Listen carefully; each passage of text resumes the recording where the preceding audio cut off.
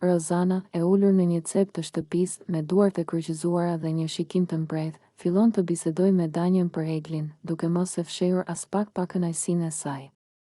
Ajo lëkun kokën dhe pshertin thellë, sikur të mos e kuptonte dot sjelljen e Eglit. Danja, unë se kuptoj fare këtë vajzë, thot Rozana, duke ngritur vetullat me habi. Egli është një vajzë e keqe, se di si nuk i vjen turp. Pas gjithë asaj që ka ndodhur, ajo ende I rri mbrapa gjestit. Nuk e ka asnjë lloj dinjiteti. Danja, e cila e dëgjon me vëmendje, e tun kokën dhe nënqesh paksa. Po pra, Rozana, edhe unë e kam vënë re. Ajo bën sikur është e fortë, sikur nuk I intereson më, por në fakt nuk e lëshon dot gjestin.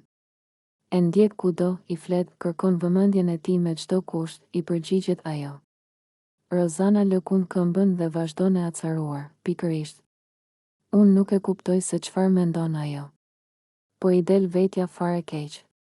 Gjesti nuk e do më, ai thjesht po tregohet I sjellshëm me të, dhe ajo e merr si shenjë që ai ka ende ndjenja për të. Është qesharake. Danja pshertin dhe tun kokën me keqardhje.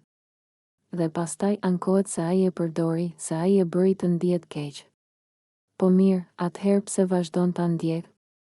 Pse nuk e lë rehat? Rozana mbyll syt për një moment, sikur të përpiqej të ruante durimin. Sepse Egli është vajzë e tillë. Ajo nuk e duron dot që gjesti të mos e ketë më në vëmendje.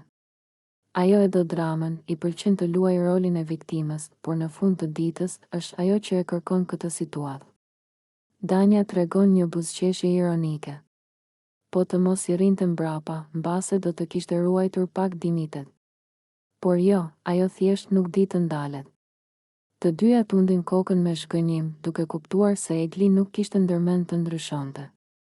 Ndërkohë, në një cep tjetër të shtëpisë, Egli dhe gjesti po bisedonin, pa e ditur që Rozana dhe Danja po e analizonin çdo lëvizje të saj.